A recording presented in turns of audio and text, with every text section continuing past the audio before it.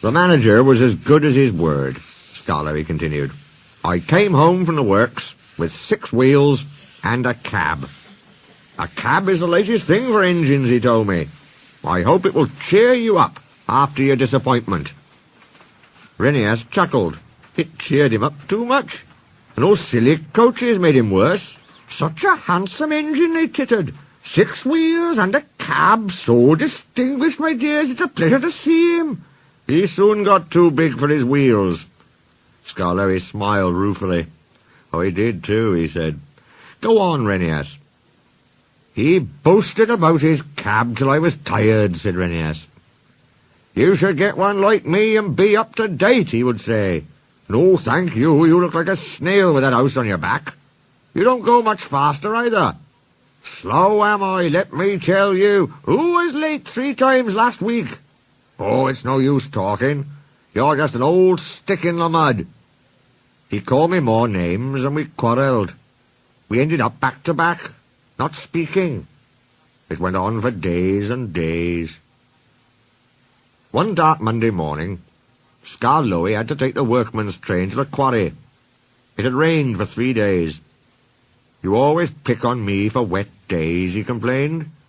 You, said Mr. Bobby, I've got a cab to keep us dry. Come on. Scarlowy slipped and snorted on the damp rails. He began to wonder if cabs were worth it. An hour later, I was warming up when Scarlowy's guard came coasting down in an empty truck.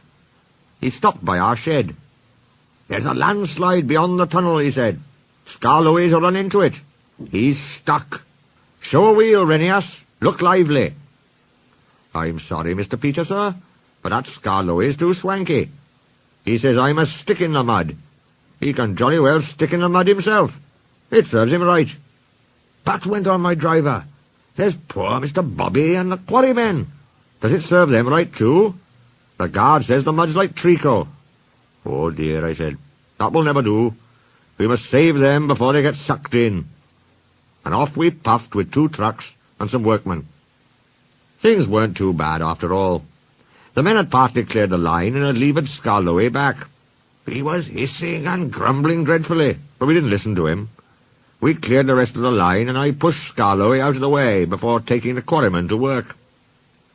Mr. Bobby cleaned and oiled his wheels in motion, so when I returned with the coaches, I could help him back to the shed. I'm sorry I was swanky, he said at last. Thank you for helping me. Not at all, I said, but I was still cross. Then Scarlowy began to laugh. I'm the stick in the mud after all, he gurgled helplessly. Not you. I laughed too. I couldn't help it. He looked so funny. We were laughing when the cleaners came. We were still laughing when they left. Poor engines, they said, tapping their foreheads. But we weren't mad. We'd learnt sense, and we've been firm friends ever since. It was nearly dark. The listeners stirred and stretched. Thank you, Scarlowy and Rheneas, they said.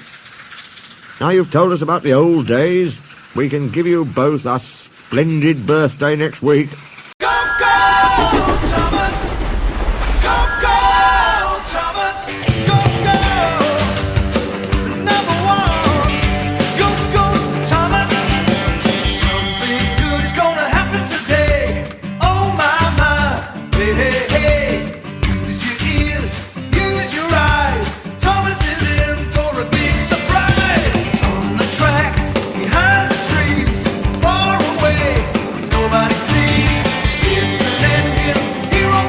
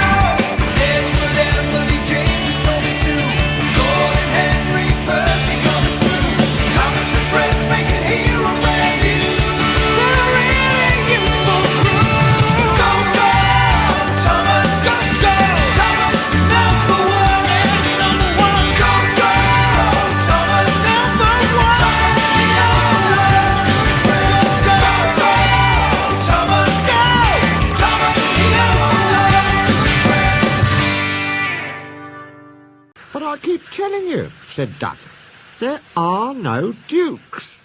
They were fine and stately, but they've all been scrapped. Peter Sam goggled in horror. This is dreadful, he wailed. The thin controller said the owner said the Duke said he was coming to our centenary to open our extension round the lake. And now he's scrapped, and Skarloey's and Rheneas's birthday will be spoilt. Oh dear, oh dear. He bustled away with his empty coaches to tell his bad news. I think, said Skarloey, that Duck was pulling your wheels. No, Skarloey, he was quite serious. He always jokes like that, chuckled Skarloey. But no one agreed, and they argued so loudly that the thin controller came to stop their noise. They told him about Duck, but he paid no attention. I've no time for his nonsense now, he snapped. There's a change in tomorrow's work. Skarloey, you will meet the Duke at 11 instead of 10:30. And he hurried away. If there is a Duke, said Duncan, but they were all too tired to argue any more. They spent a gloomy night, but cheered up next morning when the cleaners greeted the birthday engines with an all-metal band. Drivers and firemen joined in, and even the thin controller banged a metal plate as loudly as anyone. The engines punctuated the music with their whistles. The owner laughed and held his ears. Presently he looked at his watch. That's enough, he ordered. So Rusty, Sir Handel, and Duncan went at once to find their coaches. Visitors crowded the big station. They wanted to go to places along the line to watch the celebrations. Peter, Sam, and Rheneas had carefully practised their parts.